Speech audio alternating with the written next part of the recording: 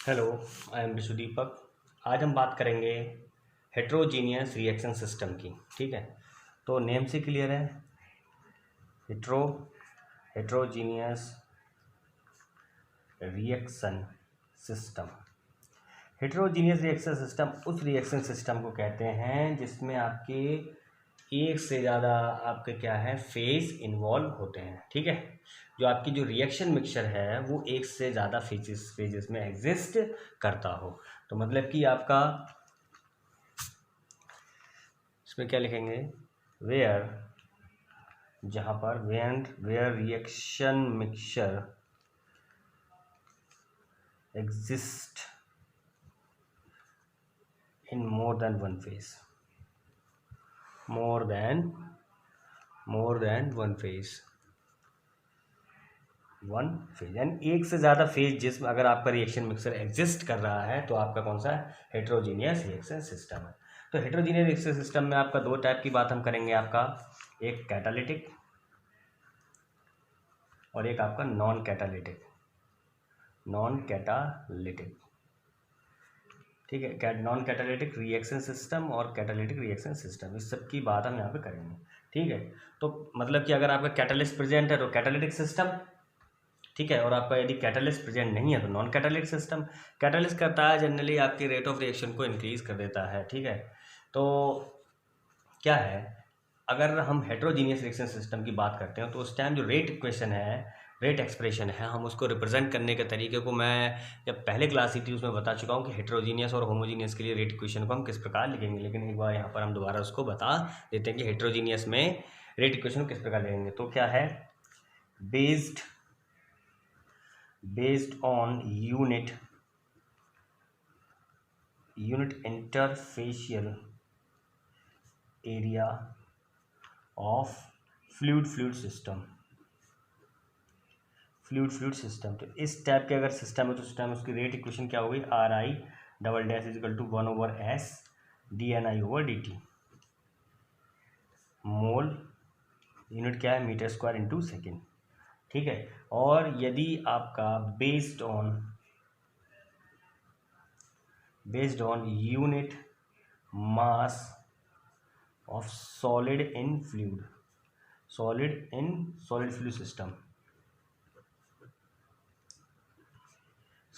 System, तो उस case में आपका आर्क जो होता है वो 1/W/dni/dt के बराबर होता है। मतलब कि आपका मोल पर केजी इंटू सेकेंड के बराबर होगी यूनिट इसकी।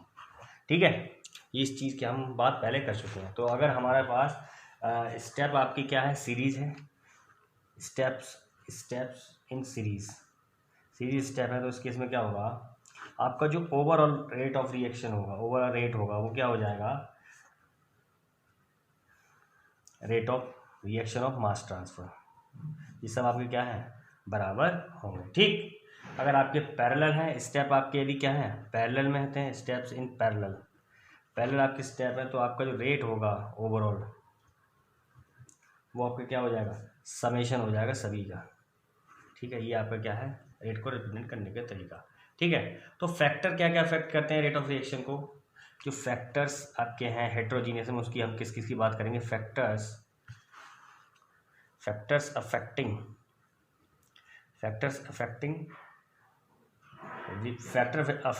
रिएक्शन रेट को कौन कौन से फैक्टर आपके अफेक्ट करते हैं। पहला आपका कंसंट्रेशन है आपका, दूसरा आपका टेम्परेचर है, फिर आपका प्रेशर है, ठीक है, और आपका क्या है, rate of mass transfer, rate of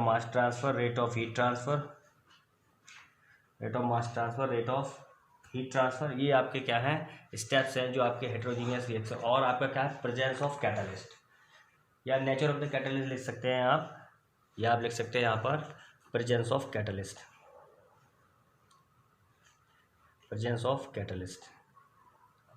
ठीक है, तो आपका जो हेट्रोजीनियस रिएक्शन सिस्टम है उसमें आपका जो रेट इक्वेशन है, ठीक है, जो रेट ऑफ रिएक्शन है वो ये आपके पैरामीटर्स पर डिपेंड करता है।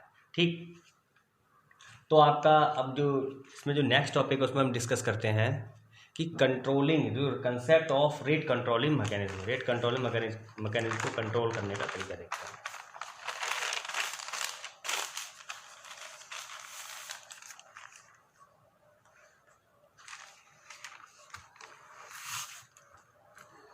क्या है आपका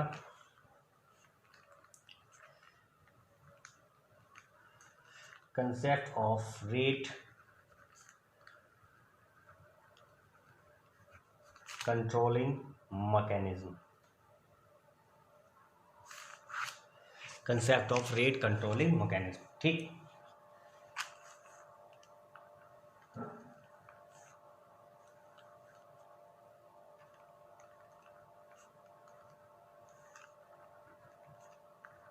बल्क इंटरफेशियल कंसंट्रेशन, ठीक, ये आपकी लिक्विड फिल्म है यहाँ पर,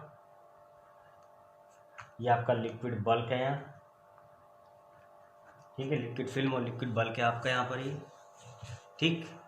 तो ये हमारे पास अवेलेबिलिटी है। अब इसमें हम क्या पढ़ना है, कंट्रोलिंग का मैकेनिज्म पढ़ना है, किस प्रकार कंट्रोलिंग होती है। तो क्या है इसमें हम पहले लिक्विड फिल्म से कितना मास, रेट ऑफ मास ट्रांसफर है, हम लिखते हैं, ठीक है। तो इसमें लिखेंगे हम rate of mass transfer through the liquid film से कितना आपका रेट मास ट्रांसफर का रेट है, ये हम इसको लिखेंगे। तो कैसे लिखते हैं आपको, ये मास ट्रांसफर कॉफिशिएंट लिक्विड के लिए, कंसंट्रेशन डिफरेंस, ठीक है, ये आपने मास ट्रांसफर में पढ़ा होगा, ठीक। ये आपका जो रेट है या जो फ्लक्स है वो आपका रेट किसके बराबर होता था, रेट मास ट्रांसफर कॉफिशिएंट और उनके कंसंट्रेशन के डिफरेंस के बराबर। तो रेट ऑफ रिएक्शन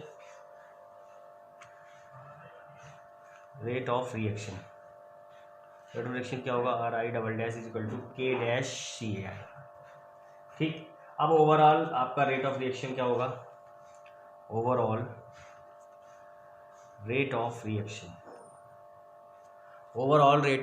आपका क्या होगा कि आप क्या करेंगे, जो आपका R ओवर है, ठीक है, इसके बराबर होगा, ठीक। इसको 1 ले लो, इसको 2 ले लो, कोई दिक्कत नहीं है, ये 1 ये 2, ठीक। अब ओवरऑल क्या किसके बराबर हो जाएगा, mass transfer coefficient and concentration difference K∆CAI, ठीक है। तो यहाँ से हमारे पास क्या आ गया, KAL = CAL - CAI, bulk liquid concentration interfacial concentration, ठीक है। ये बल्क है, ये इंटरफेशियल है, ये किसके बराबर हो जाएगी, रेट ऑफ रिएक्शन के बराबर, तो यानी कि रेट ऑफ मास ट्रांसफर किसके बराबर, रेट ऑफ रिएक्शन के बराबर हो गया, ठीक है। तो इसमें जो इंटरफेशियल कंसंट्रेशन है उसको हम कैलकुलेट करेंगे, तो आपके पास आ जाएगा ये,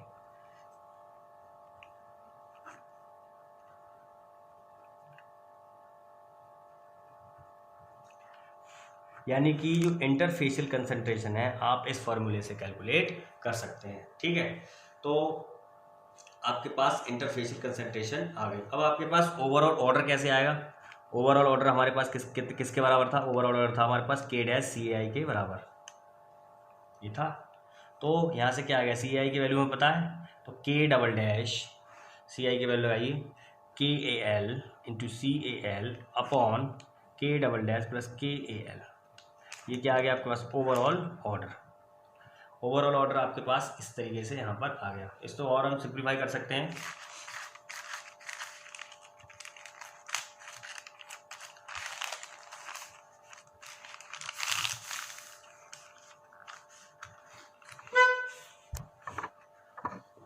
इसको हम और तरीके से सिंप्लीफाई कर सकते हैं, कैसे,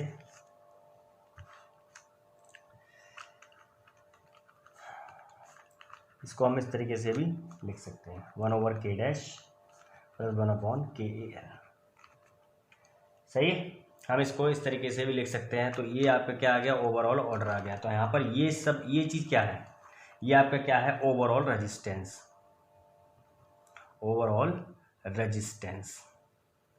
ये आपका क्या है, ओवरऑल रेजिस्टेंस। तो यहाँ पर हमारे केस होंगे, कई सारे केसेस हैं, ठीक है। उसमें क्या है, यदि आपका जो मास ट्रांसफर कॉफिशिएंट है वो आपका यदि K' से ज़्यादा है, ठीक है, आपका KAL की वैल्यू ग्रेटर देन K∆' से ज़्यादा है, तो उस केस में क्या होगा, उस केस में आपका जो 1/KAL > 1/K∆, ठीक है। तो इसमें आपका जो ओवरऑल रेट ऑफ रिएक्शन है वो लगभग क्या हो जाएगा, CAL/1/K डैश के बराबर, डबल डैश के बराबर हो जाएगा। यानी हम लिख सकते हैं जो ओवरऑल ऑर्डर है आपका वो आपका हो जाएगा K double dash CAL।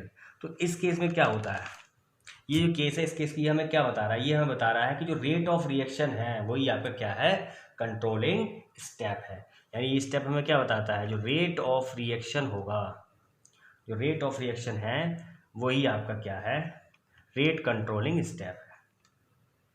Rate controlling आपका क्या है, स्टेप है। ठीक, ये हमें बता रहा है। अब दूसरा केस क्या है, दूसरा केस है आपका if K double dash is greater than KAL। तो इस केस में क्या है, 1/K डबल डैश आपका लेस देन होगा 1/KAL से। तो आपका जो ओवरऑल ऑर्डर आ जाता है वो आ जाता है KAL/CAL।